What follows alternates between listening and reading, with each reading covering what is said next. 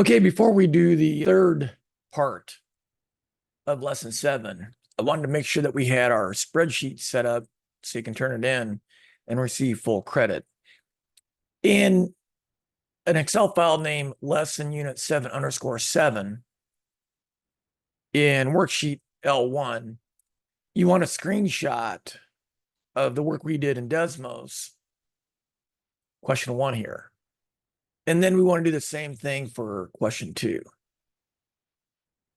In the worksheet named L3 to L6, what you want to do is you want to go to question 6 and format your L3, L6 worksheet so it looks like this screenshot in part 6 of lesson 7.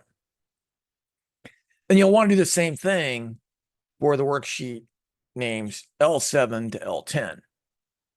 So you'll go to 10, take this screenshot here and use it as the guide to format this worksheet. In the third part of lesson 7, we have a construction company. This construction site requires a minimum of 4,000 cubic meters of sand and gravel mixture. The mixture must contain no less than 2,000 cubic meters of sand and no more than 2,400 cubic meters of gravel.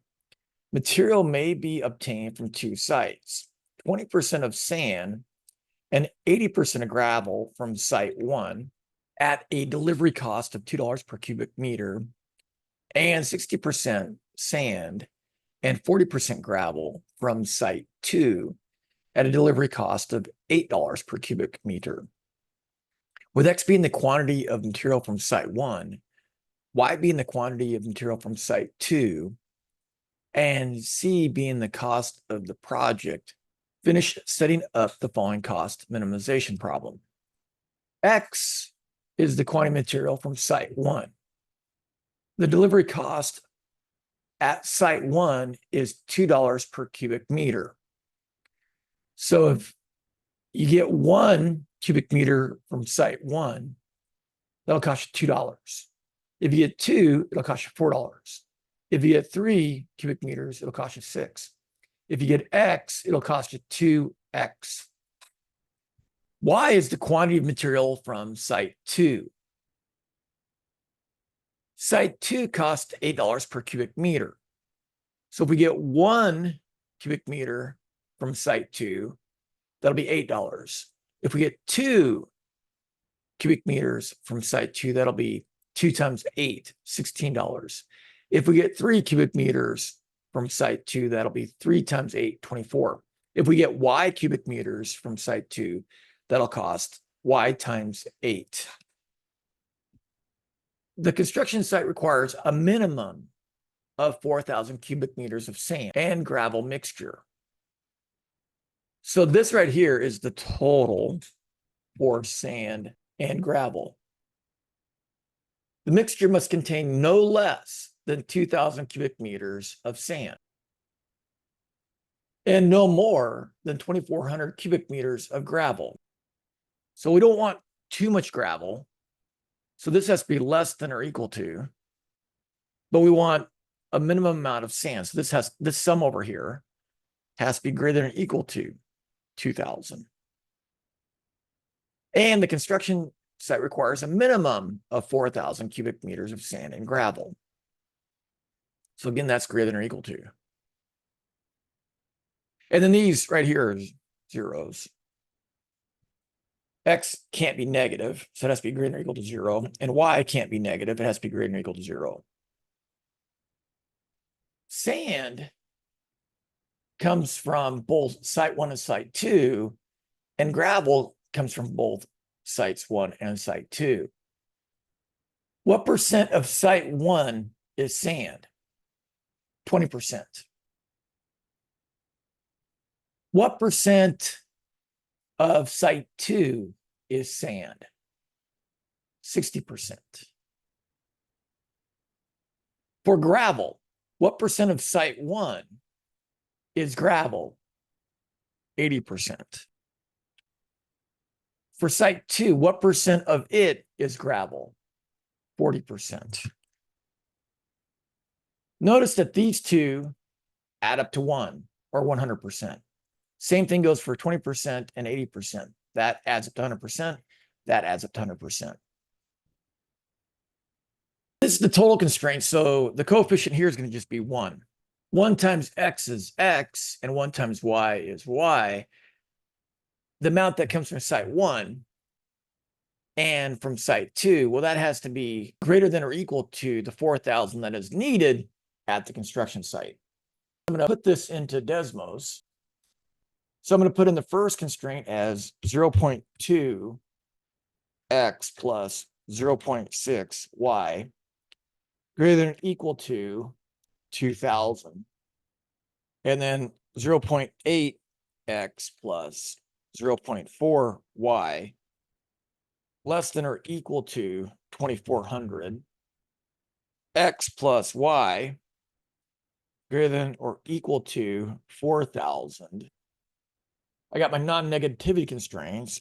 X greater than equal to 0 and y greater than equal to 0. The shading indicates that when we write these individually, we get the union of these sets. So what I want to do is I want to put them all into one line, squiggly bracket, copy this, put that in squiggly bracket, copy this, put the squiggly bracket, and then 2 squiggly brackets for x greater than or equal to 0 and y greater than or equal to 0. Now I'll change all of these to equal signs. I need a line for that. So this line 1 says this inequality has to be true, and this inequality has to be true, and this inequality has to be true, and this inequality has to be true, and this inequality has to be true. The color here is red. This is the intersection. And this is that blue line. This is that green line. This is the vertical axis. This is the horizontal axis, which is way down below that you can't see. And then this is this red line here. The reason why I did that in Desmos is because I want to get the vertices. Then I'll click on these points here to get the vertices of our feasibility region. On to step 4 of lesson 7. I had to click on the points in this grid to create the feasibility region in Desmos. I'm going to widen this up a little bit. Okay, so the first point is 0, 6,000. So that one's pretty easy. And the next point down here is x equals 1,600, y equals 2,800. So 1,600 and 2,800, which is right there. And the next point is x equal 1,000, y equal 3,000. So here's x equal 1,000. We have to go up till we get to 3,000. Well, there's no 3,000 over here. There's 3,200 and there's 2,800, but 3,000 is halfway in between, which is right about there. And then this point here is 0, 4,000. So when x is 0, y is 4,000. I'm going to put a dot right there. And then I'm going to come up here and click on that dot. And that closes off my feasibility region. I'll click submit to see if I got it correct. So now I'm going to move to the third part of this particular model, which is the 5th part of lesson 7. Using the analysis from the previous question, report the amount of material from site 1 and from site 2 that minimizes the cost of production. Well, I got to go back to part 3. I got to model the cost function in Desmos. So in Desmos, I have 2x plus 8y equal to some cost level, 0. Increase the cost to 1,000. Can't see it. How about 5,000? Can't see it. How about 10,000? All right, now we're starting to see the cost functions, the blue line down here, right? So if I keep increasing this by 1,000, we're getting closer to our feasibility region, 24,000. We're getting really close. This is our cost function. and this is our feasibility region. This blue line has to touch a line that goes around this feasibility region, or it has to be in the red area. And we're not there yet, right?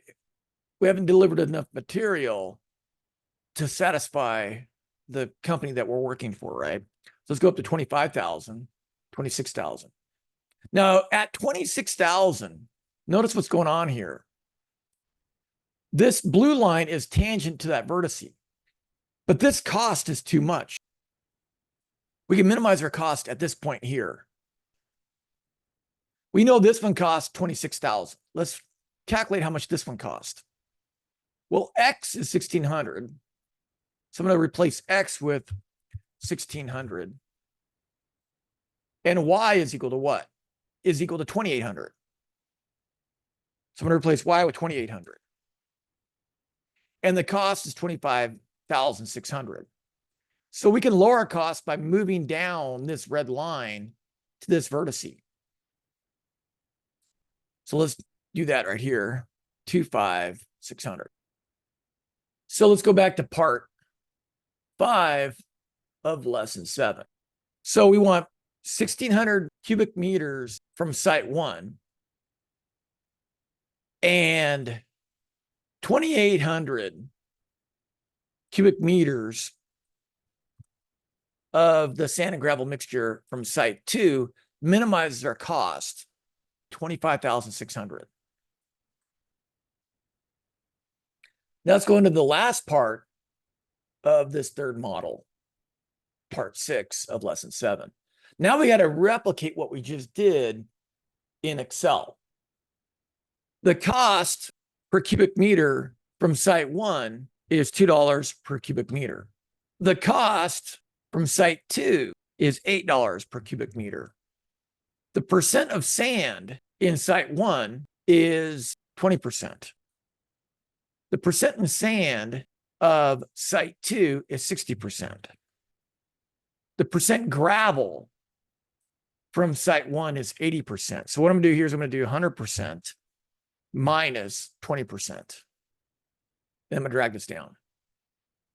So these aren't necessarily inputs to the model because these two have to add up to 100%, and these two have to add up to 100%. This is our quantity X, and this is our quantity Y. I'm going to type 1,100 in for both of these starting numbers, and I'm going to calculate their sum. The sum of the quantity from site 1 and site 2 has to be greater or equal to 4,000. So vertically, this says their sum, X and Y, has to be greater or equal to 4,000. Okay, now, so the quantity of sand from site 1 is going to be 20% of the 1,100, which is 220. The quantity of sand from site 2 is going to be 60% of this 1,100. For gravel, we got to do the same thing, right? What I'll do is I'll freeze column B7. I'll drag it down, and then I'll drag this across. Maybe I'll change this to 1,000 to show you. Make it. So 20% of 1,000 is 200, and 60% of 1,000 is 600. If this is 200, that has to be 800. If this is 600, that has to be 400. So we got 2,000 greater than or equal to 4,000. The sand constraint, it has to be no less than 2,000. So we have the total here. Let's just draw these across. The total of sand has to be not less than 2,000. Gravel is the thing that we don't want too much of. And its sum has to be less than or equal to 2,400. So this has to be less than or equal to 2,400. 800 greater than or equal to 2,000. This is not true. This is true. This is not true. When we run the linear program with Excel Solver, it'll fix those. The quantity from site 1 has to be greater or equal to 0. The quantity from site 2 has to be greater or equal to 0. So these are the non-negativity constraints. Now we got to minimize total cost. We could use some product here if we wanted. We got the cost per meter, comma, the quantities. What this does is it takes 2 times that value and then adds it to 8 times this value. So this is our objective function. So the next thing we need to do is we need to go up here to data, solver. If you don't see solver here, what you want to do is you want to go to file, options, add-ins, make sure Excel add-ins is chosen down here, click go, and just make sure the analysis tool pack, solver are check marked, and then click OK. And then it should show up right there. So now you want to go to solver. Our objective function is in column B in row 14. We're going to change it to min. The variables that we're going to change are X and Y, and they're modeled by this pink box. So we're going to change these values to minimize that cost. So we're going to add a constraint, our first constraint. Our first constraint is this sum has to be greater than or equal to that value. So this value has to be greater than or equal to that value. We're going to add that. And then this sum has to be greater than or equal to this value. We're going to click to add that. And then this sum has to be less than or equal to that value. And then we're going to do what? We're going to do the non-negativity constraints. This value has to be greater than or equal to 0. And then this value has to be greater than or equal to 0. Then we're going to hit OK, and I think we've got all of our constraints. We're going to choose simplex LP as our method for solving, and we're going to just click solve, and then click OK. The solver tool says 1,600 of cubic meters from site 1 and 2,800 cubic meters of site 2 minimize our cost to 25,600, which is exactly what we got in Desmos.